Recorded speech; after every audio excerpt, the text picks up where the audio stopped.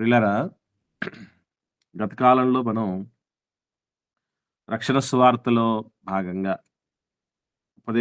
ఉపదేశ క్రమమును అనుసరించినటువంటి ఈ రక్షణ తరగతులలో మనం గత కాలంలో నేర్చుకున్నటువంటి విషయాలు మీకందరికి తెలుసు. అది పరిశుద్ధాత్మని గురించినటువంటి సత్యం. ఆయన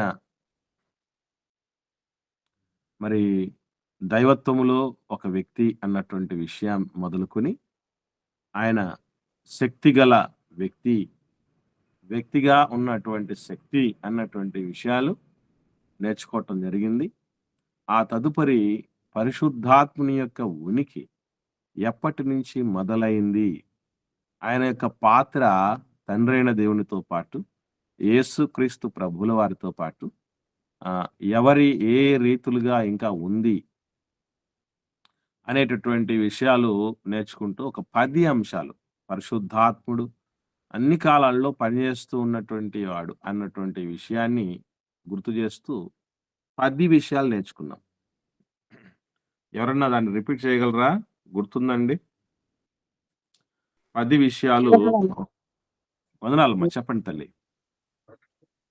సరే, పరిశుద్ధాత్మ దేవుడన్నా సృష్టి నిర్మాణంలోనూ మానవ నిర్మాణంలోనూ ఆయన ప్రమేయం ఉన్నదని, అదేవిధంగా ప్రత్యక్షపు గుడారపు నిర్మాణంలో బెతేల్ వారికి సహాయం చేశాడని, న్యాయాధిపతులను బలపరచడంలోనూ రాజులకు సహాయం చేశాడని, బాప్తిస్మ యోహాను గారి పుట్టుక విషయంలోనూ యేసుక్రీస్తు వారి పుట్టుక విషయంలోనూ సహాయం చేశారని తెలిపారన్నా. అటు తర్వాత ప్రారంభ క్రైస్తవ సంఘ స్థాపనకి ఆయన ప్రమేయం ఉన్నదని, వాక్యం స్థిరపరచడంలో ఆయన ప్రమేయం ఉన్నదని తెలిపారన్నా. వాక్యం రాయించి భద్రపరిచే విషయంలో కూడా పరిశుద్ధాత్మ ప్రమేయం ఉన్నదని వివరించారన్నా. చివరిగా వచ్చి ఆంతర్య పురుషుని బలపరచడంలో కూడా ఆయన పాత్ర ఉన్నదని వివరించారు. గుడ్, వెరీ గుడ్ అమ్మా. ఇలా 10 అంశాలు. మిగతా వాళ్ళందరూ కూడా దయచేసి ఇవన్నీ నోట్ చేసుకుని మనము ఎప్పుడు అడిగినా మనం చెప్పగలిగిన స్థితిలో ఉండాలి. ఎందుకనంటే విన్నది మనం మర్చిపోవటానికి కాదు, నిత్యము జ్ఞాపకం ఉంచుకొని వాటిని మన జీవితాలకు అన్వయం చేసుకోవటానికి. దట్టు మరొక ప్రధానమైన విషయం ఏంటంటే, అసలు ఇవన్నీ ఎందుకు చేస్తున్నారు? పరిశుద్ధాత్మ దేవుడు ఎందుకు చేస్తున్నాడు? తండ్రైన దేవుడు ఎందుకు చేయిస్తున్నాడు? ఇవన్నీ అని ఒక ప్రశ్న వేసుకున్నాం అనుకోండి, ఎవరి కోసం చేస్తున్నారు అనేది దేవుడు స్పష్టంగా గ్రంథంలో సాక్ష్యం ఇస్తున్నాడు. ఏమని అంటే, ఒకసారి చూద్దాం. కొరింథీయులకు రాసిన మొదటి పత్రిక 12వ అధ్యాయం 7వ వచనం చూద్దాం పిల్లలు. 7వ వచనం. అపోస్తలుడైన పౌలు గారు కొరింథీయులకు రాసిన మొదటి పత్రిక 12వ అధ్యాయము 7వ వచనం చూద్దాం. అయినను అందరి ప్రయోజనముల కొరకు ప్రతి వానికి ఆత్మ ప్రత్యక్షత అనుగ్రహింపబడుచున్నది. ఎంత స్పష్టంగా చెప్తున్నాడు గమనించండి. దేవుడు ఎవరి కోసం అంటే ఇవన్నీ? అందరి ప్రయోజనం కోసం. అందరి ప్రయోజనం కోసం అంటే ఏదో ఒకరికో ఇద్దరికో లేదా ఒక ప్రాంత ప్రజలకో కాదట. అమ్మా ఎస్తేర్ రాణమ్మ గారు, మీరు మ్యూట్ లో పెట్టుకోండి అమ్మా.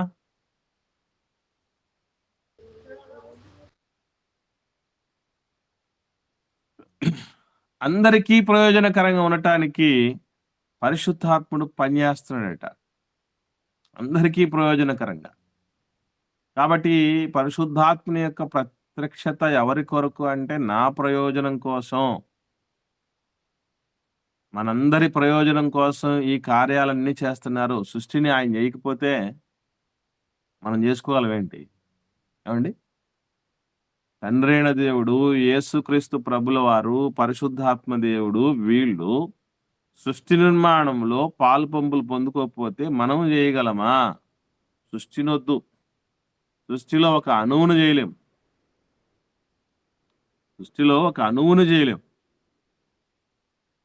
అంతదాకా ఎందుకు? చాలా మంది చెప్తుంటారు కదా తల వెంట్రుకల గురించి. నేను నీలాంటి వాళ్ళని ఇంతమందిని చూసాను చెప్తారే, ఆ వెంట్రుకలు పోతే కూడా తెచ్చుకోలేం మనం. కదా! నాకు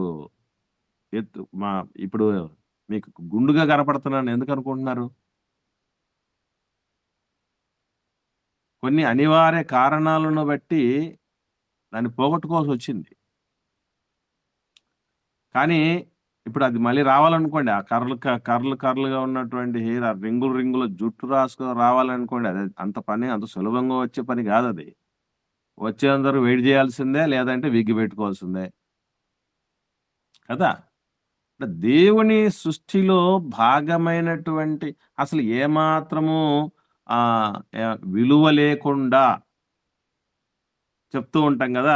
నీలాంటోళ్ళు మేము చాలా అంటే ఈజీగా తీసి పడేయటానికి తలెంట్రుకలు వాడతారు. ఎంత కష్టం అనుకుంటున్నారు అసలవి. ప్రభువుల వారు డైరెక్ట్‌గా చెప్పేసారు. అంటే దేవుని సృష్టిలో ఒక్కటి గూడా మనం చేసుకోవటం మన చేత గాదని జెప్పటానికి. ఏమని చెప్పాడు? నీ నీ తల వెంట్రుకలు వెంట్రుకలు నలుపుగానైనా తెలుపుగానైనా నలుపుగానైనా చేసుకోలేవు. జేసుకోలేవు, లేదా తెలుపుగానైనా చేసుకోలేవని. కాబట్టి దేవుని సృష్టి అన్నది మన ప్రయోజనం కొరకు ఉన్నది పోని, రెండవది మానవ పుట్టుక మన ప్రమేయంతో జరుగుతున్నదా? అసలా తన ప్రియులు నిద్రించుచుండగా ఆయన దేవుడు వారికి వారికి ఇచ్చుచున్నాడు. ఇచ్చుచున్నాడు అని చెప్పి. అసలు నిద్రిస్తున్న పరిస్థితి అంటే నిద్రపోతున్నాడు, చచ్చిపోయినోడు ఒకటే అంటారు పెద్దలు. అంటే మన పాత్ర ఏ పాత్ర? పిల్లలని లోకంలోను తీసుకుని వచ్చుట్లు అంటే నిద్రపోతున్నోడి పాత్ర, చచ్చినోడి పాత్ర లాంటిది. దేవుడు ఎంత గొప్పోడంటారండి, మన ప్రమేయం ఏది లేకపోయినా మనల్ని గొప్పగా చూపిస్తాడండి. ఎంత గొప్పోడండి దేవుడు నిజంగా. గ్రేట్ ఆయన. ఈరోజు మన పిల్లలు విజయాలు సాధిస్తూ ఉంటే, మన బిడ్డలు గొప్పోళ్ళు అన్న రీతిగా మనం చూడాలనుకుంటాం. అంతే తప్ప మన గొప్పతనం గురించి చెప్పాలని ఎవరు అనుకోం గదా! వాస్తవంగా వాళ్ళు ఆ విజయాలు సాధించటానికి మూలం ఎవరు? మనమే గదా! తల్లిదండ్రులమే గదా! కానీ మనం ఘనత కోరుకోం చూసారా? అదే మనస్తత్వం మనకంటే ముందు మన కన్న తండ్రికి, దేవుడికుంది. మనది ఏ పాత్ర లేదు ఇందులో. కానీ ఎవరి పిల్లలని లోకంలో ఎక్కువగా వాళ్ళు చెప్తూ మనకు సంభ్రమిస్తారు చెప్పండి? ఎవరి పిల్లలని క్లెయిమ్ చేస్తూ ఉంటారు, చేసుకుంటూ ఉంటారు వాళ్ళు? మన పిల్లలనే గదా! మన పిల్లలనే కదా! కాబట్టి ఆయనది పనంతా ఆయనదైనప్పుడు, సర్వస్వము ఆయన మూలాన జరిగినప్పుడు, అది మనదిగా తెలియపరుస్తూ, మనల్ని ఘనపరుస్తూ వస్తున్నాడు చూసారా? ఎంత గొప్పోడండి మన కన్న తండ్రి. నన్ను ఘనపరచు అని చెప్పిన మాటల కంటే, తల్లిదండ్రులను ఘనపరచు, పెద్దలను ఘనపరచు, దైవజనులను ఘనపరచు, అందరినీ సన్మానించు అని చెప్పిన విషయాలు ఎక్కువున్నాయండి. అంటే తన మీద కంటే మన మీద ఎక్కువ ఫోకస్ చేసినటువంటి మహనీయుడాయన. అలా మొదలుపెట్టుకుంటే ప్రతి విషయంలో, యుద్ధాలలో విజయాలు గావచ్చు, ప్రత్యక్ష గుడారపు నిర్మాణ విషయంలో గావచ్చు, మానవ మాతృలుగా మనం ఏది చేయలేం వాటిల్లో. 10 రకాల పనులు ఇప్పటిదాకా చూసాం గదా! ఇవి ఎవ్వరి వలన అయ్యేది కాదు. అందుకే దేవుడు మనందరి ప్రయోజనం కొరకు ఈ కార్యాలన్నీ జరిగించాడు. ఇంతటితో అయిపోయిందా అంటే కానే కాదు. మరొక 4 విషయాలు మరి ఉన్నాయి పరిశుద్ధాత్మని కొరకు నేర్చుకోవాల్సినవని తెలుసుకున్నాం మనం. ఆ 4 విషయాలు చెప్పినవి ఎవరికన్నా గుర్తున్నాయండి? 4 విషయాలు చెప్పండక్క. యేసుక్రీస్తు పరిచర్య, అపోస్తలుల పరిచర్య, ఆదిమ సంఘం వారి పరిచర్య, మనము చేయవలసిన పరిచర్య. వెరీ గుడ్ అక్క. 4 విషయాలలో పరిశుద్ధాత్ముని యొక్క సహకారం ఏ రీతిగా ఉన్నదో అన్నటువంటి విషయాన్ని గమనిస్తే, యేసుక్రీస్తు ప్రభుల వారి పరిచర్య మొదటిది. తర్వాత ఆయన తదనంతరం ఎవరొచ్చారు? అపోస్తలులు.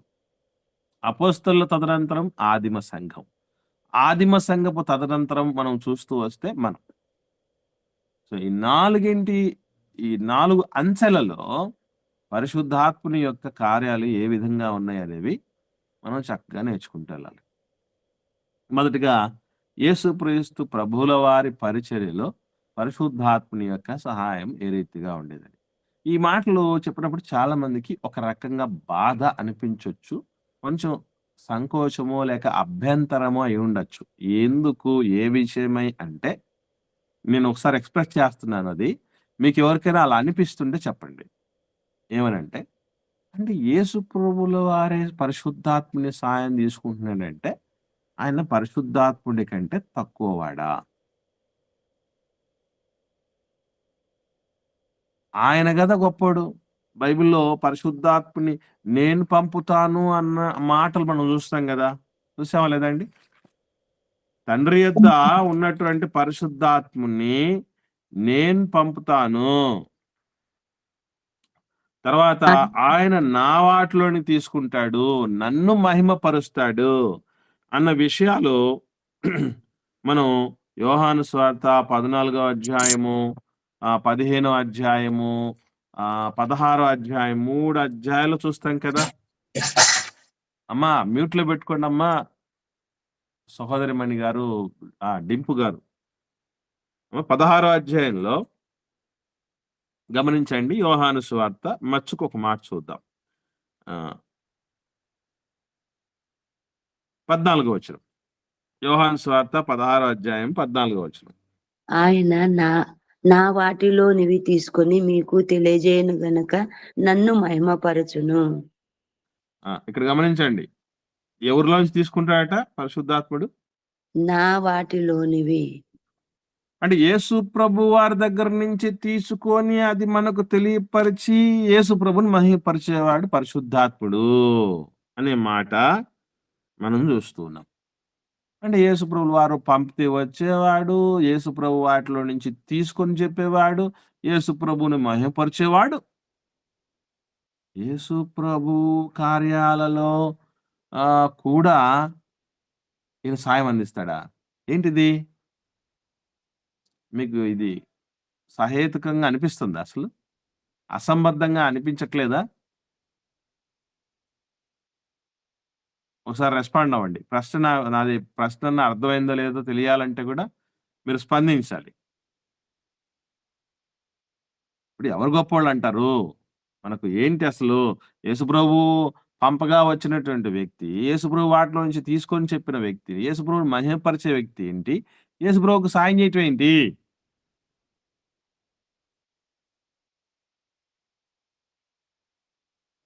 ఒకసారి రెస్పాండ్ అవ్వండి దయచేసి. చెప్పమ్మా.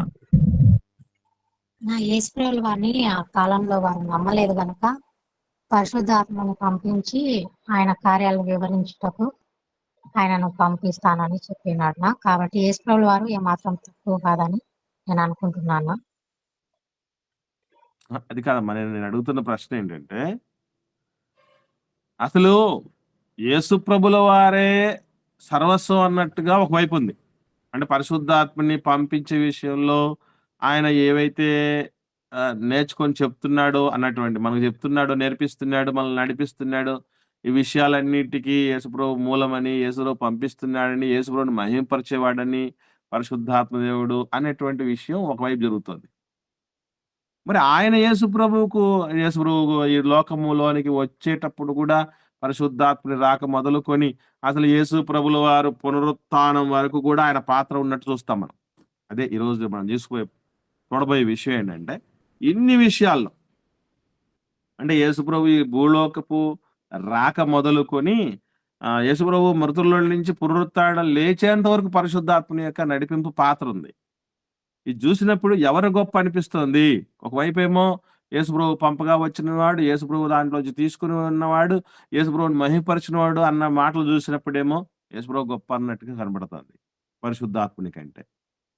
పరిశుద్ధాత్ముడు ఆయన భూలోక యాత్ర మొదలుకొని ఎన్నింటిలోనో అందుబాటులో ఉండే యేసుప్రభు పునరుత్థాన విషయంలో కూడా ఆయన తోడై ఉన్నప్పుడు, శక్తినిచ్చినప్పుడు, నడిపించినప్పుడు, సాయం చేసినప్పుడు పరిశుద్ధాత్ముడే గొప్ప అనిపిస్తుంది. మీకు ఇలా అనిపించట్లేదా? మీకు ఎవరికి డౌట్ రావట్లేదా అని నేను అడుగుతున్నది. యేసుక్రీస్తు కలిగిన మనసు ఈయన కూడా పరిశుద్ధాత్మ దేవుడు కూడా కలిగిందన్న. అంటే ఆయన చేసిన కార్యములు ఈయన కూడా చేస్తాడు. నేను చేసిన కార్యాలు నాలో ఉన్నవి అని నేను చెప్తాను. సరే అక్క. ఓకే. ఇంకెవరన్నా మాట్లాడండి. చెప్పండమ్మా. మామూలుగా కలెక్టరు ఉంటాడు. నా కలెక్టరు పిఏని ఎవరినైనా పంపించినప్పుడు ఆయన పని మన మన పట్ల నెరవేర్చడానికి పంపిస్తాడు. కానీ అలాగని కలెక్టర్ తగ్గిపోడు కదా, నా హోదా తగ్గదు కదనా. కాబట్టి అమ్మమ్మ యేసుప్రభు వాడే దయ గొప్పవాడు.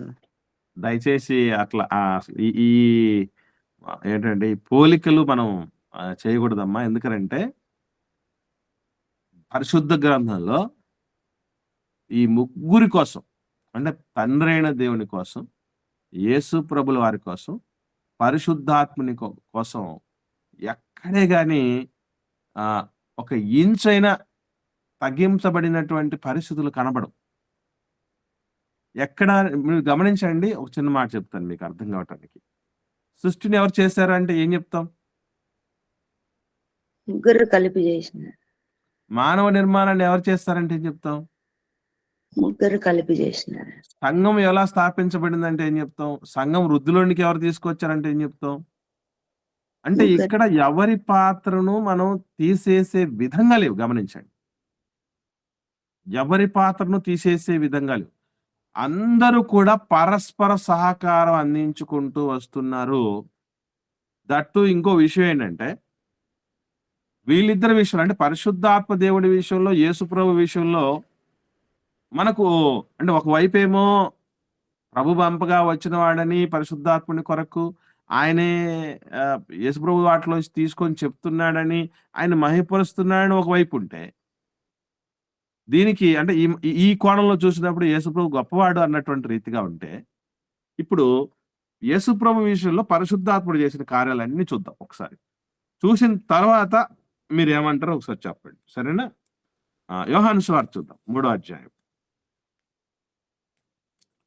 యోహాను సువార్త 3వ అధ్యాయము 33, 34 వచనాలు చూడండి.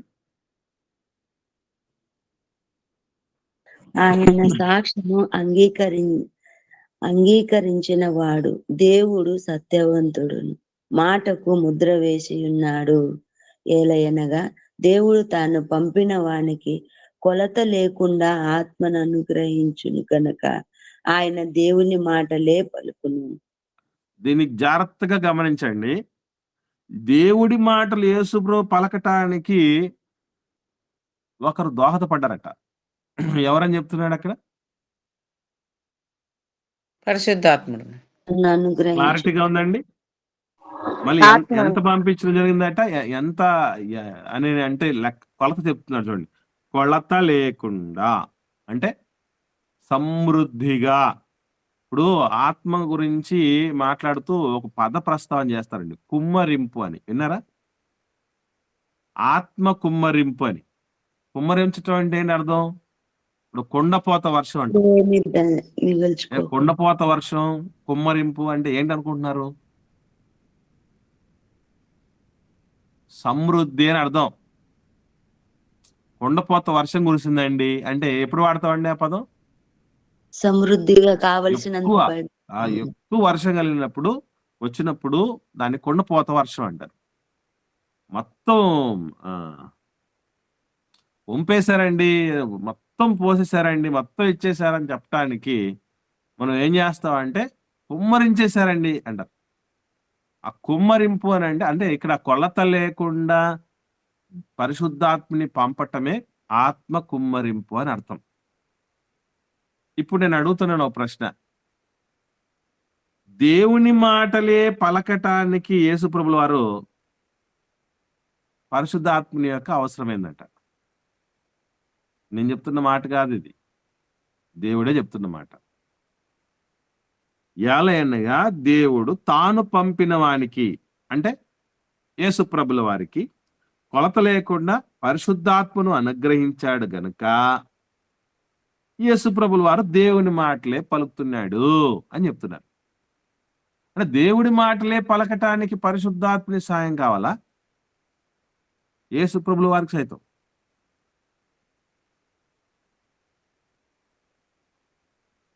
మీరేమంటారు దీనికి? దేవుడి మాటలు పలకటానికైనా పరిశుద్ధాత్మ సాయం కావాలా? అక్కడి నుంచి మొదలు పెట్టుకుంటే మొదటగా యేసుప్రభు ఈ భూలోక రాక విషయంలో కూడా ఏమని రాయబడింది మనకు తెలుసు కదా. సర్వశక్తుని యొక్క శక్తి నీకు కమ్ముకుంటుందమ్మా, నువ్వు అప్పుడు పురుషుని ప్రమేయం లేకుండా అద్భుతకరంగా కుమారునికి అంటావు అన్నటువంటి మాట మరి గబ్రియల్ దేవదూత మరియమ్మ తల్లితో చెప్పటం అనేది అక్కడ నుంచి మొదలుకొని ఎక్కడెక్కడ ఏ విషయాల్లో యేసు ప్రభుల వారికి పరిశుద్ధాత్మని యొక్క సహాయం అవసరమై ఉన్నదో ఒకసారి చూద్దాం. 4వ అధ్యాయం లూకా సువార్త ప్రారంభ వచనం. లూకా సువార్త 4వ అధ్యాయము ప్రారంభ యేసు వచనం. పరిశుద్ధాత్మ పూర్ణుడై యోర్దాను నది నుండి తిరిగి వచ్చి 40 దినముల ఆత్మ చేత అరణ్యంలో నడిపింపబడి అపవాది గమనించండి చాలక్క. ఎవరితో పూర్ణుడయ్యాడటండి యేసుప్రభుల వారు? పరిశుద్ధాత్మ పూర్ణుడై. ఒకటి, ఆత్మ చేత అరణ్యములో నడిపింపబడి అపవాది చేత శోధించబడుతూ ఉన్నాడు. అంటే వాస్తవంగా అపవాది చేత శోధించబడటానికి తీసుకు వెళ్ళినప్పుడేనండి నిజంగా యేసు ప్రభులు మన శక్తి అయినా భక్తుల శక్తి అయినా ఎవరి శక్తి అయినా గుర్తుపెట్టుకోండి.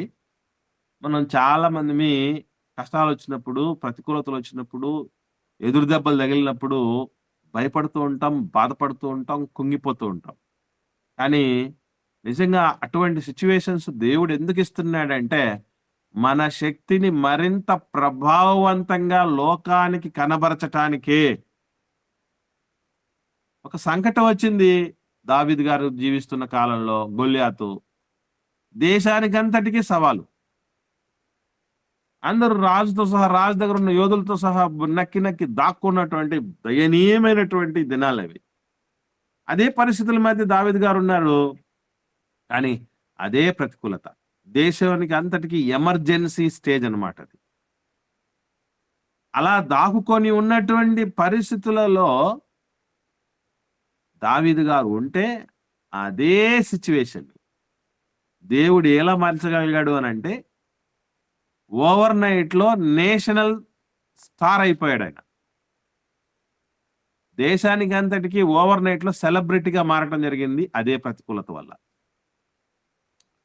అంటే ప్రతికూలతలు మనకు అనుకూలతలుగా మలచటానికే, మనం ఏంటో నిరూపించటానికే, మన శక్తిని బలంగా లోకానికి చాటటానికే దేవుడు వాటిని అలో చేస్తున్నాడని మర్చిపోకూడదు.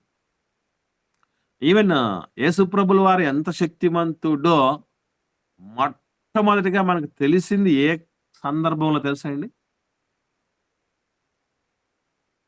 యేసుప్రభుల వారు ఇంత శక్తిమంతులా అనేది మనకి ఎప్పుడు తెలిసింది అని అంటే ఆ అరణ్యములో 40 దినములు ఉపవాసము ఉండటము ఒక ఎత్తు అయితే, ఉపవాసం తర్వాత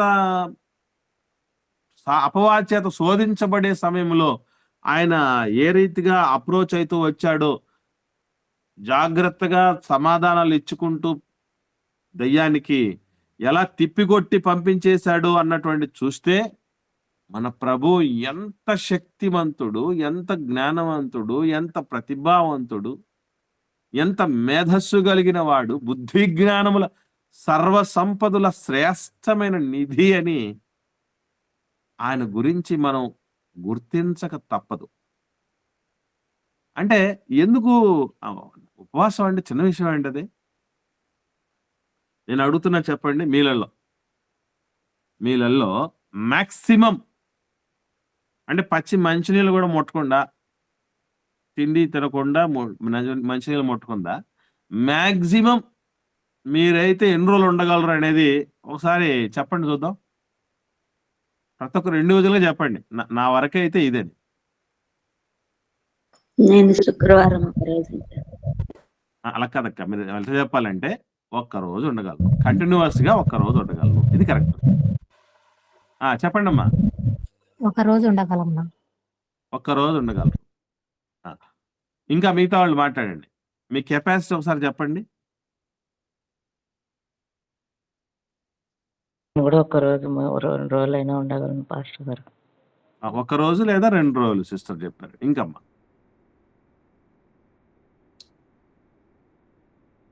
అంటే పోలేండి, ఒక మాట అడుగుతున్నా, 1-2 రోజుల కంటే ఎక్కువగా ఉండగలం అన్నోళ్ళు ఎవరన్నా ఉన్నారు ఇక్కడ? ఉంటే రెస్పాండ్ అవ్వండి. నాలంటోళ్ళు అయితే ఒక రోజుకే కష్టం, ఇక రెండో రోజుకంటే అసలు కష్టమైనటువంటి పరిస్థితి. అంటే 40 రాత్రింబవళ్ళు ఏమీ తీసుకోకుండా అడవి జంతువుల మధ్య ఉండటము, అరణ్యములో ఉండటం అంటే ఫెసిలిటీస్ ఉంటాయండి అన్ని. రాత్రి ఎలా ఉంటుంది, పగలెలా ఉంటుంది. పగలేమో భయంకరమైన ఎండ, రాత్రి ఏమో భయంకరమైన చలి ఉంటుంది. ఈ ఈ పరిస్థితులు ఉంటే శక్తి లేకుండా ఉండేటటువంటి ఆహారం లేని పరిస్థితి. ఇన్ని పరిస్థితుల మధ్య 40 దినాలు ఉండటం అదొక సవాలుకరమైన విషయం. దాని తర్వాత సాతాను వచ్చి అనేక రీతులుగా శోధించే ప్రశ్నలు ఇవన్నీ చూస్తే మనలాంటోళ్ళు ఉంటే ఫస్ట్ దెబ్బకి అయిపోయిండేవాళ్ళు. నువ్వు దేవుని కుమారుడివైతే దూకు అని చెప్పి అంతటితో ఊరికేలేదు ఏ దెయ్యం. ఏమన్నాడు? ఆయన నీ దూతలకు ఆజ్ఞాపిస్తాడు, నీ పాదము రాతికి తగలకుండా నిన్ను కాపాడతాడు. ఎస్, ఈ దేవుడు ఉన్నాడు కదా నీకు, ఈ దేవుడు కాపాడుతాడు కదా, దూకు అను. ఈ మాట చెప్తే మనలాంటి వాళ్ళు ఏం చేస్తాం? అవును కదా, రెఫరెన్స్ ఉంది కదా బైబిల్లో, 91వ కీర్తనలో ఉంది కదా, కరెక్టే, దేవుడు చెప్పాడు కదా, ఎస్ నా దేవుడు నన్ను కాపాడుతాడు, దూకేస్తాం. ఫస్ట్ దెబ్బకి అయిపోతుంది ఇక.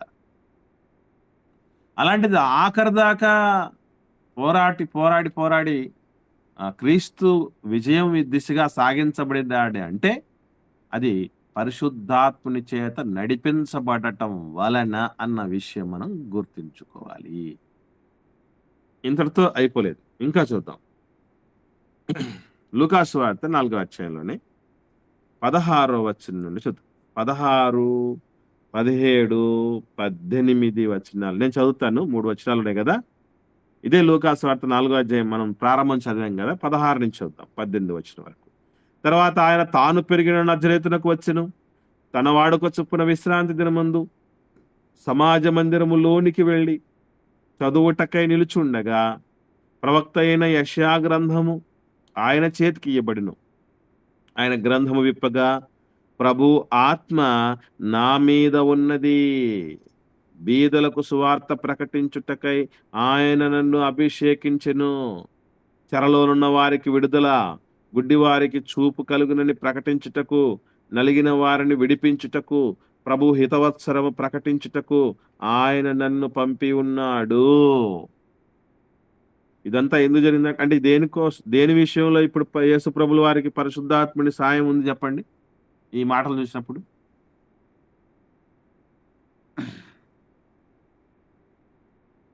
బీదలకు స్వార్థ ప్రకటించుటలో ఆయన ఉంది, చెరలో ఉన్న వారికి విడుదల కలిగించుటలో ఆయన ప్రమేయం ఉంది. వెరీ గుడ్ అక్క. చిన్న విషయం గమనించండి, మనం అందరం సువార్త ప్రకటించటముతోనే మొదలయ్యేవి ఏమిటి?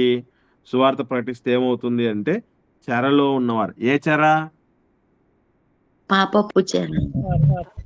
పాపపు చెరలో ఉన్నటువంటి వాళ్ళు విడిపించబడేటటువంటిది సువార్త ప్రకటనతోనే. కాబట్టి సువార్త ప్రకటన జరిగిన తర్వాత చెరలో ఉన్న వాళ్ళు విడిపించబడతారు. గుడ్డి వాళ్ళు అంటే ఆత్మీయమైనటువంటి గుడ్డి వాళ్ళు, మనోనేతాలు వెలిగించబడని వాళ్ళు, మనోనేతాలు వెలిగించబడతారు. మనం అందరం అట్లా కదా వచ్చిన వాళ్ళు ఏమండి? కాబట్టి ఇదంతా అంటే ఒక మాటలో చెప్పాలంటే సువార్త ప్రకటన కొరకు. ఇక్కడ బీదలకు సువార్త అన్నట్టు చూసారా? అంటే సువార్త బీదలకేనా అనాల్సింది? గొప్ప వాళ్ళకి అవసరం లేదంటారు. మరి దాన్ని ఎలా అర్థం చేసుకోవాలంటారు ఆ మాటని? అర్థమైన వాళ్ళు చెప్పండి, మీకు డౌట్ రాలేదు ఎవరికి? బీదలకు సువార్త అన్నాడంటే బీదలు కాని వాళ్లకు సువార్త అవసరం లేదా? సరే, అంతవరకు వదిలేండి. మనం అందరం బీదలమా, బీదలం కాదా? మనం బీదలం కాదనా, దేవుని సువార్తను తెలిసిన వాళ్ళు బీదలుగా. అంటే ఇంతకు ఇక్కడ బీదలకు సువార్త ప్రకటించబడటం అంటే ఏంటి అర్థం అనుకుంటున్నారు? సువార్త తెలియని వాళ్ళు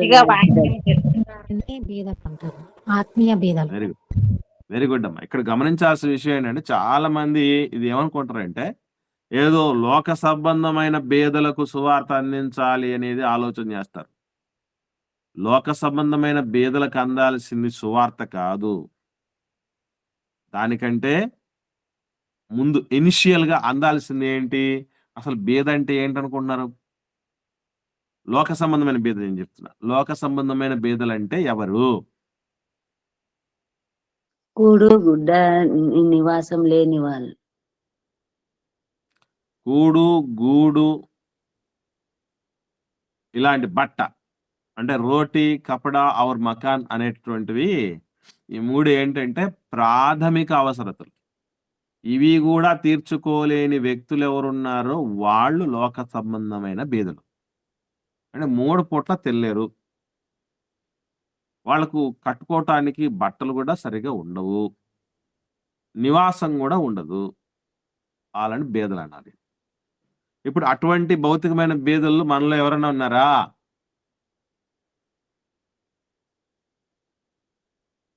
లేరు. ఎవ్వరు లేరు మనలో. ఆ స్థితిలో నుంచి దేవుడు గట్టెక్కించాడు. అయితే ఒక రకమైన బీదలున్నారు. ఏంటి ఆ బీదలు అంటే ఆత్మీయమైనటువంటి బీదలు. ఈ పరిస్థితి చాలా ప్రమాదకరమైంది. ఎందుకంటే భౌతికమైన పేదరికంతో చచ్చిపోయినా అది జీవం పొందుకోవటానికి ఆటంకం గాదు. అంటే మనం పరలోకం వెళ్ళటానికి అది ఆటంకం గాదు. ఎలా చెప్పగలం చెప్పండి? భౌతికమైన పేదరికం పరలోకం పొందుకోవటానికి, నిత్యజీవం పొందుకోవటానికి ఆటంకం కాదు అని మనం ఎలా చెప్పగలం అంటారు? లాజర్ గారు ఉన్నారు కదన్నా, లాజర్ గారు వెరీ గుడ్. బీదవాడైనప్పటికీ వెరీ గుడ్ అమ్మా. లాజర్ గారి పరిస్థితి మనం చూస్తే నిజంగా అసలు బీదవాడు అని ఎవరు చెప్పొచ్చు అంటే ఆయన భౌతికమైన బీదవాడు కింద ఆయనకు చెప్పొచ్చు. ఎందుకంటే ఆ ధనవంతుడి బల్ల మీద నుండి పడే రొట్టె ముక్కలతో ఆకలి తీర్చుకున్న గోరెను గాని అక్కడ ఆల్రెడీ కాంపిటీషన్ చాలా ఉంది కదా. అసలు కుక్కలు వచ్చి కురుపులు నాకుతున్నాయంటే ఆ ముక్కలు తిని అవి సరిపోక ఆ కురుపుల దగ్గర కూడా వచ్చాయని అర్థం. అంత స్థితిలో ఉన్నటువంటి వ్యక్తి కన్నుమూయగా నెమ్మది పొందు స్థలానికి వెళ్ళిపోయాడు. అంటే భౌతికమైన పేదరికం పెద్ద ప్రమాదకరమైంది కాదు. ఈ ఆధ్యాత్మిక పేదరికంలో ఒక వ్యక్తి ఉన్నాడు అదే సిచ్యువేషన్ లో, అతడే ధనవంతుడు. అది సువార్త అతనికి అందినా కూడా ఎక్కించుకోలేకపోయాడు. అందుకే ఏమైపోయింది అని అంటే అతను వేదన పొందు స్థలానికి వెళ్లాల్సి వచ్చింది. కాబట్టి ఏ పేదరికం ప్రమాదకరమైందంటే ఆత్మీయమైనటువంటి పేదరికం ప్రమాదకరమైంది. అటువంటి ప్రమాదకరమైనటువంటి పరిస్థితులు కలిగిన వాళ్ళ దగ్గరికే వెళ్ళాలి సువార్త.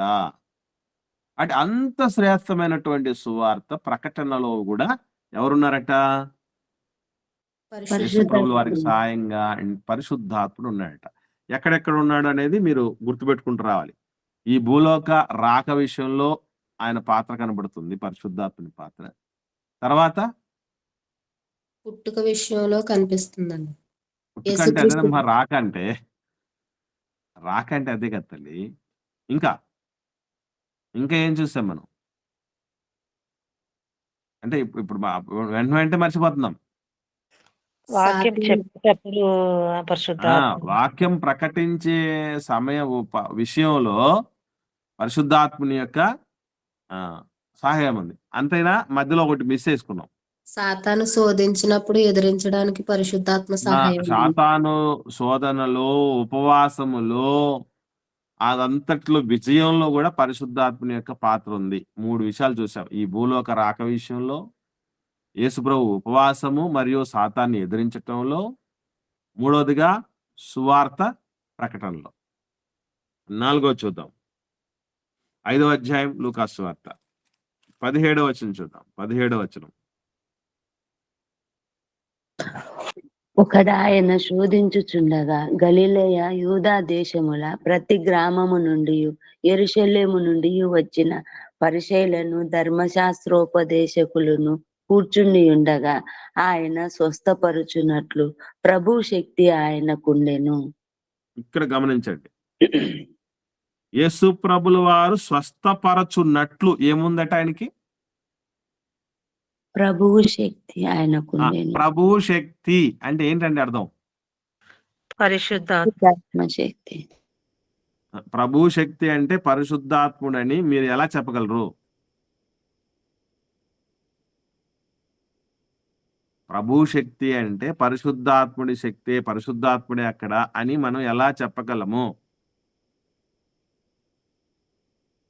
అంటే ఇప్పుడు డిస్కషన్ అంతా పరిశుద్ధాత్ముడి కోసం జరుగుతుంది కాబట్టి ఆయన అయి ఉంటాడు అని అనుకోవందామా, లేకపోతే దీనికి ఏమైనా మనకి బలమైన ఆధారాలు ఏమైనా ఉన్నాయా? ఎలా చెప్పగలం? మీకు క్లూ ఏంటంటే ఆల్రెడీ అది మనం నేర్చుకొని వచ్చాం. పరిశుద్ధాత్ముడి కోసం ఉన్నటువంటి పేర్లు, అందరు చెప్పే పేర్లు కాకుండా, అందరికి తెలిసిన విషయం కాకుండా ప్రత్యేకంగా తెలుసుకున్న కొన్ని పేర్లు గుర్తుందా మీకు?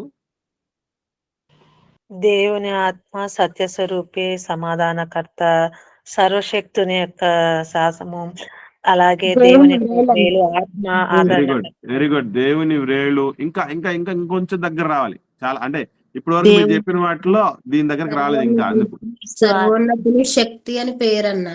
వెరీ గుడ్, వెరీ గుడ్ అమ్మా, వెరీ గుడ్. గబ్రియేలు దేవదూత మరియమ్మ తల్లితో మాట్లాడుతూ సర్వశక్తిని యొక్క శక్తి అంటాడు కదా. అంటే దేవుడి శక్తి అనేటటువంటి పేరు కూడా ఉంది. ఇప్పుడు దీన్ని మనసులో పెట్టుకొని చూస్తే ప్రభు శక్తి అంటే ఎవరిక్కడ? పరిశుద్ధాత్ముడు. అది ఇప్పుడు ప్రభు శక్తి అనగానే ఎవరు అనేది మనకు స్ట్రైక్ అవ్వాలంటే అప్పుడు గబ్రియేలు దేవదూత మరియమ్మ తల్లితో మాట్లాడిన విషయం గుర్తు రావాలి మనకి. అలా గుర్తొస్తే పర్ఫెక్ట్ సింకింగ్ అని అర్థం. ఓకేనండి. అంటే యేసు ప్రభు ఏ విషయంలో కూడా పరిశుద్ధాత్ముని యొక్క సాయం ఉందంటున్నారు చెప్పండి?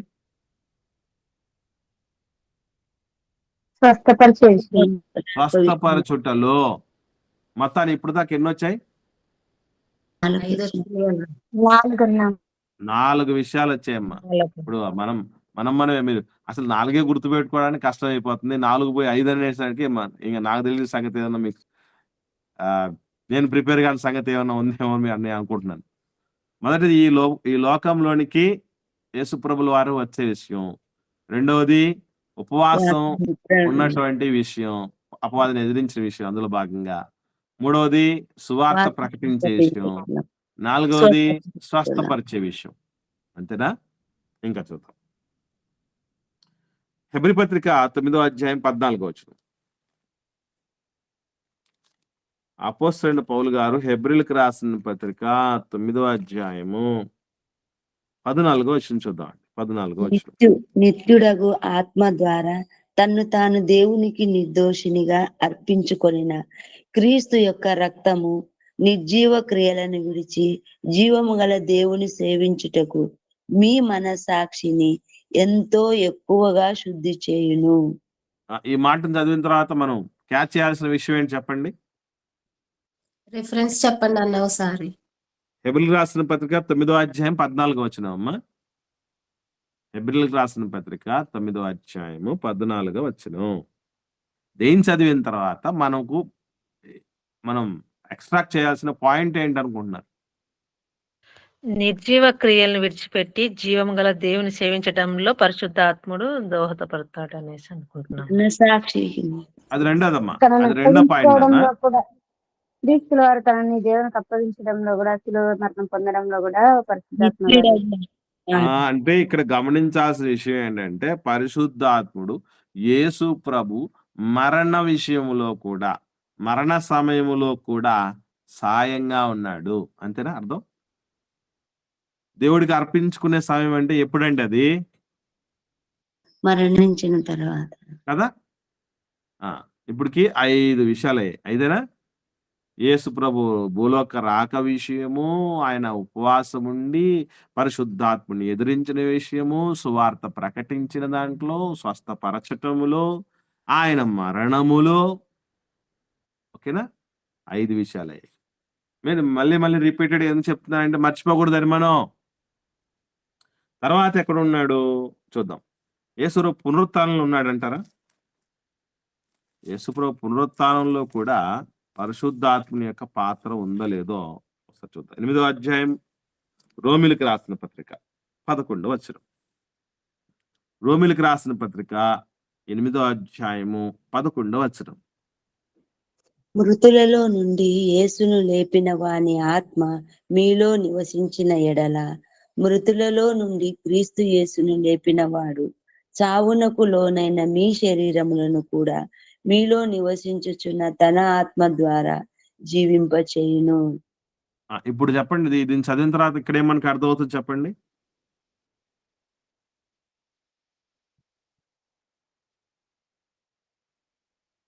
క్రీస్తు యొక్క పునరుత్థానంలో కూడా పునరుత్థానంలో దేవుడు కూడా ఆత్మ పరిశుద్ధాత్మ పాత్ర ఉంది అని అర్థమవుతుంది. యేసు ప్రభుల వారి యొక్క పునరుత్థానములో పరిశుద్ధాత్మని పాత్ర ఉన్నది. ఆయన పునరుత్థానమే కాదు, మన పునరుత్థానానికి కూడా అసలు మనం గమనించుకుంటూ వస్తే మనం ఆత్మీయంగా పుట్టటం, ఈ లోకంలో దేవుని బిడ్డగా పుట్టటంలో కూడా పరిశుద్ధాత్మని పాత్ర ఉండాల్సిందే. అలాగే రేపు మనం ఎన్ని శోధనలు వచ్చినా అందులో జయజీతం రావాలన్నా పరిశుద్ధాత్మని యొక్క సాయం ఉండాలి. అలాగే మనం సువార్త ప్రకటించే సమయంలో ఆయన నడిపింపు ఉండాలి.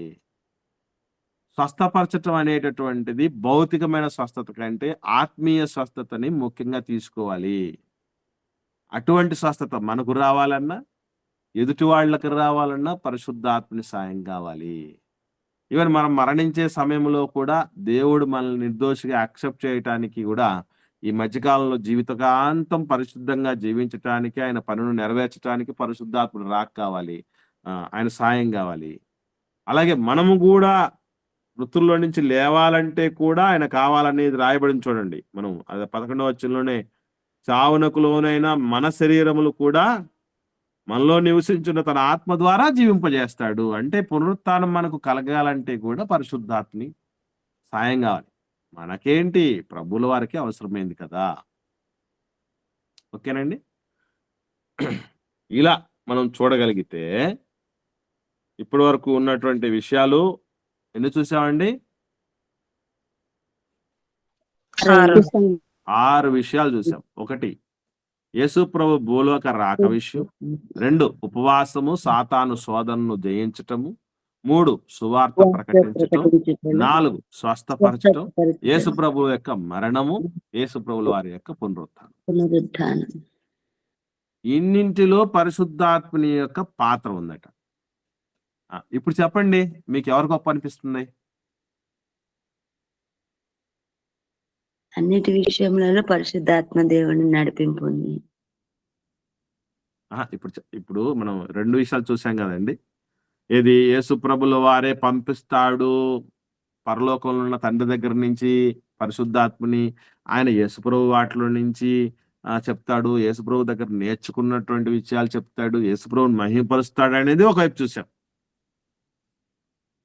మరోవైపు ఏమో ఈ 6 విధాలుగా యేసు ప్రభుల వారి ఈ భూలోక రాక విషయము, ఆయన శోధనలో జయించే విషయము, తర్వాత ఆయన సువార్త ప్రకటన, ఆయన స్వస్థపరచటం, ఆయన మరణము, ఆయన యొక్క పునరుత్థానము, ఇన్నింటిలో పరిశుద్ధాత్మ పాత్ర ఉండని చెప్తున్నాం.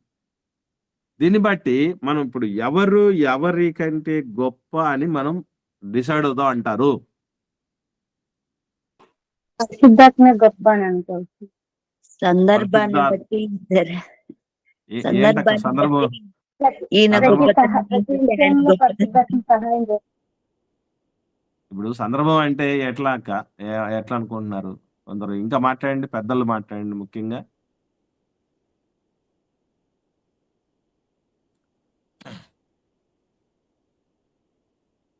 ఇక్కడ మనం గమనించాల్సిన, గుర్తుంచుకోవాల్సిన విషయం ఒక చిన్న యేసు ప్రభుల వారి తర్వాతే నా పరిశుద్ధాత్ముడు అని నాకు అనిపిస్తుంది. మనం ఎలా చెప్పగలమమ్మా? అది మనకి ఆధారం ఏంటి అని.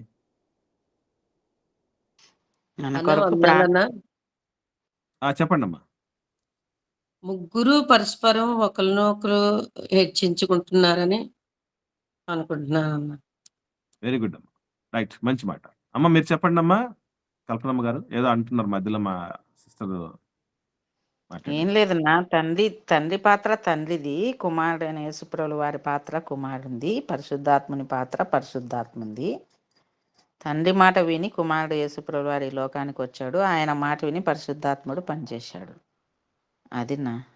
వెరీ గుడ్, వెరీ గుడ్ అమ్మా. ఇక్కడ గమనించాల్సిన విషయం ఏంటంటే, ఎవరి పాత్రను ఏ ఇసుమంత కూడా తగ్గించాల్సింది లేదు. మనం వాళ్ళ పాత్రలు వాళ్ళు తప్ప ఎవరు న్యాయం చేయలేరండి. అది విషయం. పరిశుద్ధాత్ముని పాత్ర ఆయనది ఇక తిరుగులేని పాత్ర. యేసు ప్రభుల వారిది తిరుగులేని పాత్ర. తండ్రి అయిన దేవుడిది తిరుగులేని పాత్ర. ఎవ్వరి పాత్రను మనం తీసేయటానికి లేదు. వారి వారి పాత్రలో వాళ్ళు 100% పనిచేస్తున్నారు.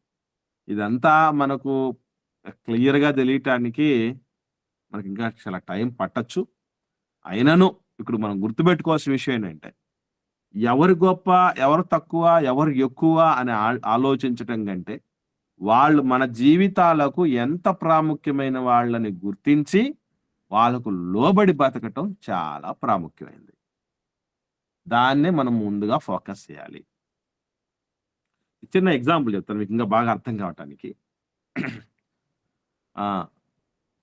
భార్యాభర్తల దగ్గర దేవుడు యజమానిగా శిరస్సుగా ఎవరిని పెట్టారండి? భర్తను పెట్టారు. ఎవరికేం డౌట్ లేదు కదండి? లేదు డౌట్ ఉందా? లేదు కదా? లేదండి. పక్కా కన్ఫర్మ్.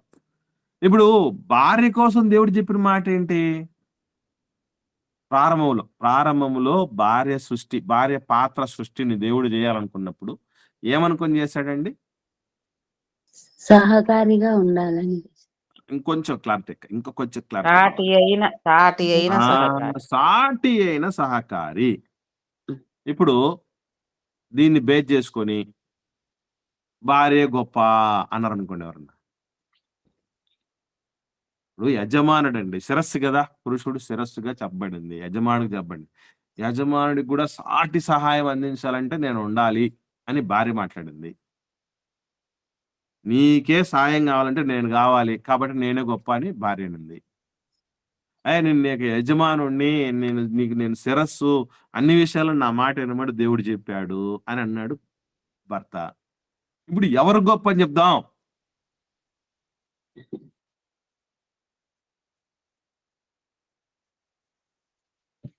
వీళ్ళిద్దరు ఎవరు గొప్ప అని చెప్తాం చెప్పండి? అంటే గొప్ప అన్న. అదే భార్య అంటుంది కదమ్మా, అన్ని విషయాలు నీకు సాటి సాయం, నేను లేకపోతే నీకు లేదు దిక్కు, నేను సాయం చేయాల్సిందే నీకు. సహాయం మాత్రమేనా అంటే సహాయం అనేటటువంటిది అసలు మీకు ఇంకా గుర్తుపెట్టుకోవాల్సిన విషయం ఏంటమ్మా, ఈ సాటి సహాయం అనేటటువంటి పదం అది చిన్న పదం కాదు. కాదన్నా భార్య లేకపోతే భర్త ఏం చేయగలడు? ఏం చేయలేడు. ఇంకో చిన్న విషయం అమ్మా, అసలు ఆ పదం ఎవరికి వాడబడింది తెలుసా అండి? సాటి సహాయం అనేటటువంటి మాట ఎవరి కోసం వాడబడిందో తెలిస్తే నిజంగా మీరు ఆశ్చర్యపోతారు. ఇంత ముందు కూడా మనం డిస్కస్ చేసుకోవడం జరిగింది. ఆ పదం దేవుడికి వాడబడడం జరిగింది. నిన్ను నిర్మించి తల్లి గర్భములో నీకు సహాయం చేసి నీ సహాయకుడను నేను అనే మాట్లాడతాడు.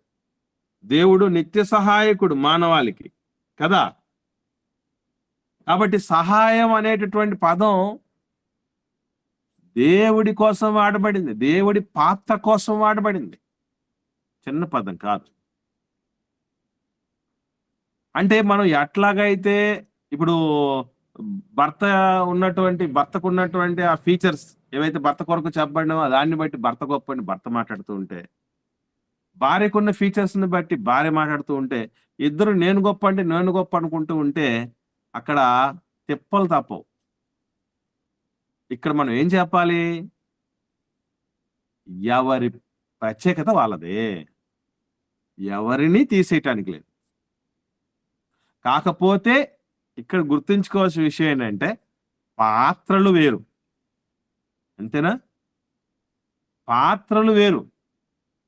అలాగే యేసు ప్రభుల వారి పాత్ర వేరు. ఈ పాత్ర పోషించడానికి పరిశుద్ధాత్మని సాయమైంది. అట్లాగే పరిశుద్ధాత్మని పాత్ర వేరు, ఆ పరిశుద్ధాత్మని పాత్ర పోషించడానికి కూడా క్రీస్తు సాయం అవసరమైంది. అసలు క్రీస్తే పంపకపోతే ఈయన వచ్చి ఇన్ని పనులు చేశాడు కాదు కదా. మొదటి పాయింట్ అర్థమవుతుందండి? అసలు పరిశుద్ధాత్ముడే రాకపోతే యేసు ప్రభుల వారికి అన్ని ఇన్ని జరిగేవి కాదు కదా. కాబట్టి దీన్ని బట్టి మనం ఏ అర్థం చేసుకోవాలి? క్రీస్తే పంపకపోతే అంటే ఆయన ముందు నుంచి ఉన్నవాడే కదనా. అంటే పరిశుద్ధాత్ముడు లేడని ఎలా చెప్పగలం అక్క? ముందు నుంచి లేడని ఎలా చెప్పగలం అంటారు? ఏమైనా అదేనా ఆధారాలు ఉన్నాయి మనకి?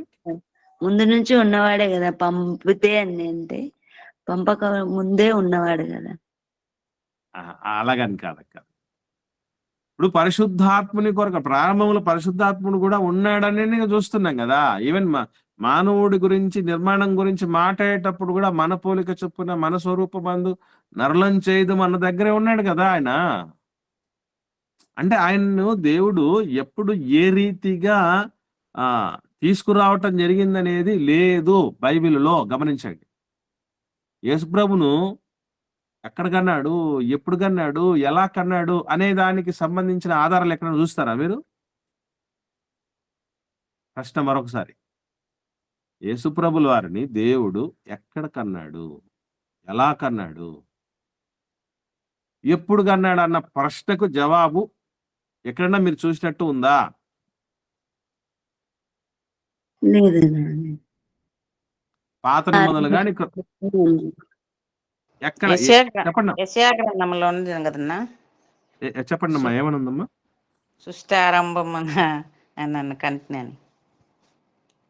అది యేసుప్రభు గారి నుంచి కాదన్నా. సృష్టి ఆరంభమున కంటి అనేది ఎక్కడుందమ్మా? చూపించండి ఒకసారి, చెప్పండి ఎక్కడ ఉంది అది. నేను ఉంది కదన్నా. ఒకసారి రెఫరెన్స్ చూడండి, చెప్పండి అమ్మా. ఒకసారి ఇప్పుడు గుర్తు రాకపోయినా తర్వాత అని చెప్పండి, నో ప్రాబ్లం. ఎందుకనంటే మనకి గమనించాల్సిన శ్రేష్టమైన సంగతి ఏంటంటే, ఇప్పుడు నేను చిన్న మాట చెప్తాను మీకు. నేడు నిన్ను కన్నాను అనే మాట చూస్తాం మనం దేవుడు. నేడంటే ఎప్పుడండి?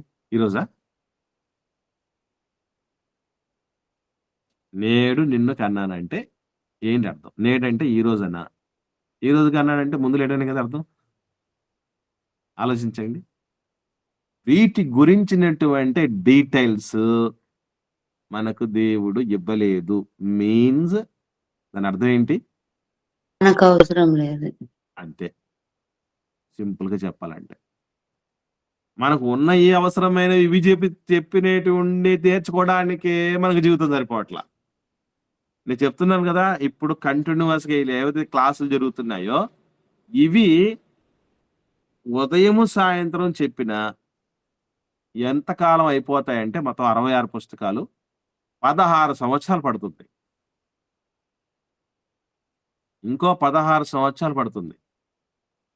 అంటే నాకు ఇప్పుడు 46 సంవత్సరాలు వయసు.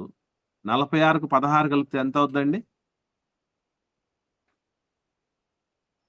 లెక్కలు 62 ఏళ్ళు.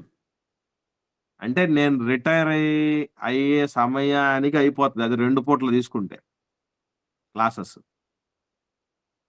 అందులో పోనీ అది దేనికి సంబంధించింది? ఇది మళ్ళీ ఇక్కడ చిత్రం జస్ట్ వివరించుకోవటానికి మాత్రమే, నేను చెప్పడానికి మీరు వినడానికి తప్ప. మా డిస్కషన్లో మీరు నేర్చుకోవడానికి, మనం నేర్చుకోవడానికి, నేను నేర్చుకున్న దాన్ని మీకు నేర్పించడానికే 16 ఏళ్ళు పడితే మరి పాటించడానికి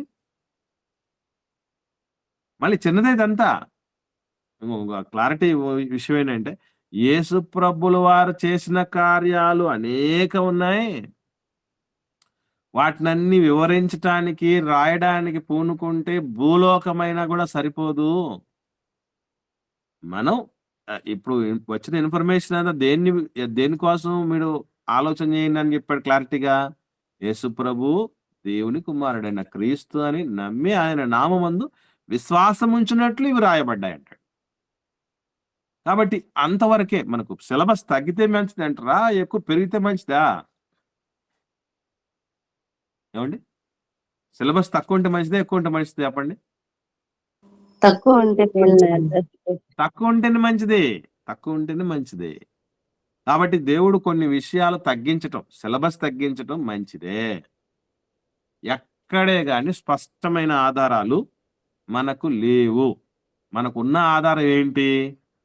యేసుప్రభుల వారు తండ్రికి కుమారుడు, తండ్రికి కుమారుడు. పరిశుద్ధాత్ముడు ఏమవుతాడు మరి తండ్రికి?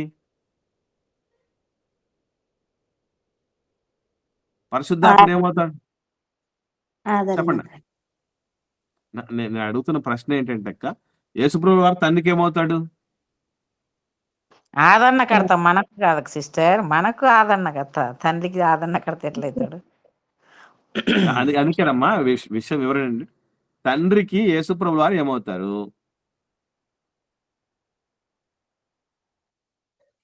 కుమారుడేనా? ఇంకా కుమారుడమ్మా. యేసుప్రభుడు వారు ఇంతసేపు యేసుప్రభుడు వారు కుమారుడైనప్పుడు పరిశుద్ధాత్ముడు కూడా కుమారుడేనా? ఎలా అవుతారు? అది కావాల్సింది మనకి క్లారిటీ. ఎలా మనం అది కన్ఫర్మ్ చేయగలమమ్మా? ఇప్పుడు పరలోకంలో మనం ఈ సృష్టి పుట్టక ముందు ఎవరెవరు ఉన్నారట?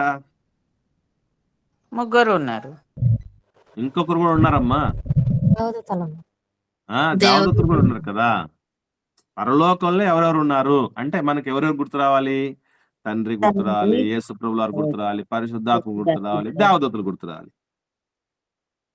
ఇప్పుడు తండ్రి కాకుండా మరొక ముగ్గురు ఉన్నారు కదా. తండ్రి కాకుండా యేసు ప్రభువు వారు, పరిశుద్ధాత్ముడు, దేవదూతలు. మీరు దేవదూతలు కూడా దేవుడి కుమారులు అవుతారు మరి?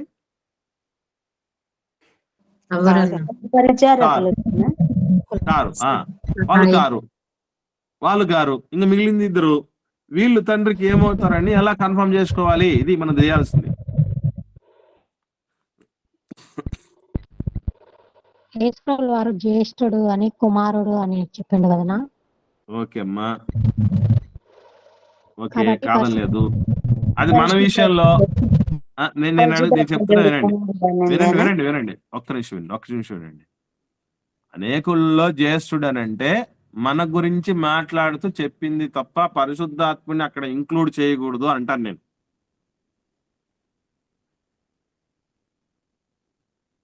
అంటే మీ చెప్పమ్మా. ఆయన ఒక శక్తి. అంటే ఇప్పుడు తండ్రికి ఏమవుతాడమ్మా? శక్తి వ్యక్తి అనేది మనం ఇప్పుడు దాకా తెలుసుకున్నాం అమ్మా, బానే ఉంది. తండ్రికి కుమారుడు అవుతాడని హౌ టు కన్ఫర్మ్, అది మనకు కావాల్సింది. తండ్రి వాటిలో నుండి కుమారుడు తీసుకొని చెప్పాడు. నా కుమారుడైన దాంట్లో నా మాటలో నుండి పరిశుద్ధాత్ముడు బోధిస్తాడన్నప్పుడు ఇంకా ఈయన సెకండ్ కుమారుడుగా మనం భావించుకోవచ్చు. అంటే తీసుకొని చెప్పిన దానికి సంబంధించి మాత్రమే అంటే అమ్మా, ఒక చిన్న మాట చూడండి. ఈవెన్ దేవుడి దగ్గర నుంచి కూడా ఎన్నో సందర్భాల్లో దేవదూతలు వార్తలు తీసుకొచ్చి మనకి అప్పగించారు. దాన్ని బట్టి కుమారుడు అంటే సరిపోద్దా? వాళ్ళు కూడా ఎన్నో సందర్భాల్లో దేవదూతలు ఇన్ఫర్మేషన్ ఇచ్చారా లేదా మనకి? దేవుడి దగ్గర నుంచి తీసుకుని వచ్చి మరి అంటే మనకు పర్ఫెక్ట్ క్లూస్ అనేవి తెలియాలి, ఆధారాలు తెలియాలి. ఒక్క ఆధారం దేవదూతల గురించి క్లియర్ గా రాపిచ్చినాడు కదన్న దేవుడు, సేవకులే అని. అది ఓకే అమ్మా, అది ఓకే. నేను అడుగుతున్నది ఏంటంటే, మీరు ఇప్పుడు తండ్రి దగ్గర నుంచి ప్రభు తీసుకుని వచ్చాడు కాబట్టి కుమారుడు అయ్యాడు. యేసు ప్రభు దగ్గర నుంచి పరిశుద్ధాత్ముడు తీసుకొచ్చాడు కాబట్టి ఆయన కూడా కుమారుడు అనే ఆ మ్యాచింగ్ ఏదైతే ఉందో అది సబబా అన్నాడు అనే విషయం చెప్తున్నానమ్మా, అంతే. వదనాలమ్మా, చెప్పండి అమ్మా. గలతీ 6:4 ఉంది కదన్నా, దాన్ని బట్టి. వెరీ గుడ్ అమ్మా. గలతీయులకు రాసిన పత్రిక 4వ అధ్యాయము 6వ వచనంలో మీరు కుమారులై ఉన్నందున, అందరు తీసారండి? ఒకసారి చూద్దాం. సిస్టర్ చెప్పారు కదా, 4వ అధ్యాయం గలతీయులకు రాసిన పత్రిక 6వ వచనం. మీరు కుమారులై ఉన్నందున నాయన తండ్రి అని మొరపెట్టు తన కుమారుని ఆత్మను దేవుడు మన హృదయములోనికి పంపెను. ఇక్కడ దీన్ని చాలా మంది పరిశుద్ధాత్ముడు దేవునికి కుమారుడు అవుతాడని వాడుతున్నారు. మీకు కూడా అలాగే అనిపిస్తుంది కదా? అలా అనిపిస్తుందా? వేరే విధంగా అనిపిస్తుందా? ఆత్మ అంటే ఇంకా పరిశుద్ధాత్మ దేవుడే మన హృదయంలోనికి పంపించినాడు, ఇంకా ఈయన కుమారుడే అన్నట్లు ఉంది. ఇప్పుడు నేను దీనికి సంబంధించి లోకంలో పరిశుద్ధాత్ముడు తండ్రికి దేవుడు అవుతాడని మీరు ఏదైతే చెప్తున్నారో ఈ ఆధారం మీరు తప్పుగా అర్థం చేసుకున్నారు. ఇక్కడ ఉన్నది ఏంటి అనేది ఇలా ఉంది చూడండి అని వాళ్ళు ఏదైతే చెప్పారో అది మీతో పంచుకుంటున్నాను చూడండి. నాయన తండ్రి అని మొరపెట్టు తన కుమారుని ఆత్మ అంటే మొరపెడుతున్నది ఎవరు? క్వశ్చన్ 1. ఎవరన్నా ఆలోచన చేసి చెప్పండి బాగా. నాయన తండ్రి అని మొరపెట్టుతున్నది ఎవరు? యేసు ప్రభుల వారు. దీనికి ఏకీభవిస్తారా మీరు? ఈ స్టేట్మెంట్ తో ఏకీభవిస్తారా? కదండి మరి ఆయనే కదా తండ్రి అని మొరపెట్టాడు. వెరీ గుడ్ అమ్మా. ఓకే, ఇక్కడ వరకు ఇక్కడ మీరు గమనించండి. నాయన తండ్రి అని మొరపెట్టుతున్నది యేసు ప్రభుల వారే అయితే అది పరిశుద్ధాత్మునికి ఎలా ఆపాదిస్తారు? ప్రశ్న అర్థమైందండి బాగా? నాయన తండ్రి అని యేసు ప్రభు మొరపెడుతూ ఉంటే యేసు ప్రభువుకు నాయన అవుతాడు, యేసు ప్రభువుకు తండ్రి అవుతాడు, పరిశుద్ధాత్ముడికి ఎట్లా అవుతాడు? ఆత్మ మొరపెడతాది కదా, మనలో ఉన్న ఆత్మనే కదా మొరపెట్టేది. మొరపెట్టే కారణాన్ని బట్టి మనం అలా చెప్తామంటారా? ఆయన శరీరధారి ఉన్నాడు గనుక ఆయన జ్యేష్ఠుడు, మనమందరము ఆయనకు తమ్ముళ్ళము చెల్లెళ్ళము గనుక ఆయన తండ్రి అనే మొరపెట్టిండు మన మాదిరి అని అనుకుంటున్నాను. నేను అడుగుతున్నది యేసు ప్రభుల వారి కోసం కాదు తల్లి, పరిశుద్ధాత్ముని కొరకు. అసలు మొరపెట్టింది నాయన తండ్రి అని మొరపెట్టింది కుమారుడే. ఇక్కడ అలా నాయన తండ్రి అని పిలిచి మొరపెట్టింది పరిశుద్ధాత్ముడు కాదు. పరిశుద్ధాత్ముడు ఎవరు? కుమారుని ఆత్మ. That's it. అదే చెప్పబడింది ఇక్కడ. కుమారుని ఆత్మ అంటే ఏంటి అర్థం? కుమారుడు పంపగా వచ్చిన ఆత్మ గనక కుమారుని ఆత్మ అనే పద ప్రస్తావన జరిగింది తప్ప నాయన తండ్రి అని మొరపెట్టింది పరిశుద్ధాత్ముడు కాదు. బైబిల్లో పరిశుద్ధాత్ముడు కుమారుడని ఎక్కడే గాని లేదు ఆధారం అని చెప్తున్నారు. ఇప్పుడు ఈ రీతిగా నేను వేరే విధంగా చెప్పాను చూసారా, అది మీకు సహేతుగా అనిపిస్తుందా లేదా? నాయన తండ్రి అని మొరపెట్టింది యేసుప్రభుల వారు మాత్రమే, పరిశుద్ధాత్ముడు గాడు. ఇంకొక ఆధారం ఏమన్నా దొరుకుతుందా? పరిశుద్ధాత్ముడు కుమారుడు అన్నటువంటి రీతిగా ఎక్కడన్నా మీకు ఏదైనా రెఫరెన్స్ ఏమన్నా స్ట్రైక్ అవుతుందా? పరిశుద్ధాత్మ దేవుడు మనలో ఉన్నప్పుడు మన పాపముల నిమిత్తము అబ్బా తండ్రి అని మొరపెట్టే ఇది కూడా ఉంది కదా. ఎక్కడ చెప్పండి అది ఆధారం చూపించండి, ఆలోచన చేయండి. సరే, ఇక్కడతో మనం ఈ క్వశ్చన్ ఇలాగా ఉంచి హోల్డ్లో ఉంచి ఈ దినపు ధ్యానాన్ని మనం క్లోజ్ చేసుకుందాం. పరిశుద్ధాత్ముడు దేవుడికి ఏమవుతాడు అన్నటువంటి విషయం రేపు కూడా మన బాగా ఇంకా ఏమన్నా ఆధారాలు బాగా దొరికితే సేకరించి బాగా ఫుల్ ప్యాక్డ్గా ప్రిపేర్డ్గా వచ్చేయండి. రేపు మనం ధ్యానం చేద్దాం. ఇప్పుడు వరకు విన్నటువంటి పాఠం ఏంటి?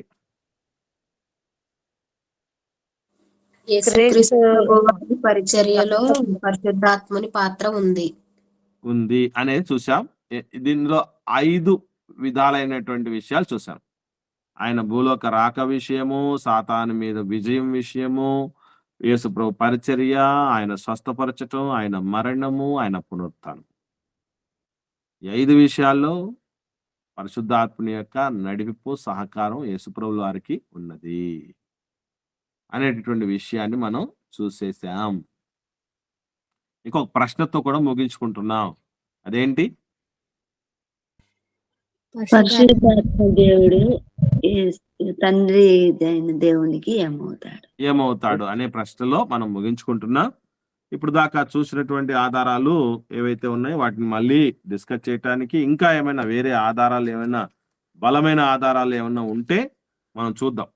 ఏమండి, విన్న వాటిలో ఇప్పుడు దాకా ఏమన్నా డౌట్ ఉందా? అంటే పరిశుద్ధాత్ముడు దేవునికి కుమారుడా కాదా అనే డౌట్ తప్ప ఏమన్నా ఉంటే అడగండి. ఏమి లేకపోతే ఒక ప్రార్థన చేయండి, మనం ముగించుకుందాం.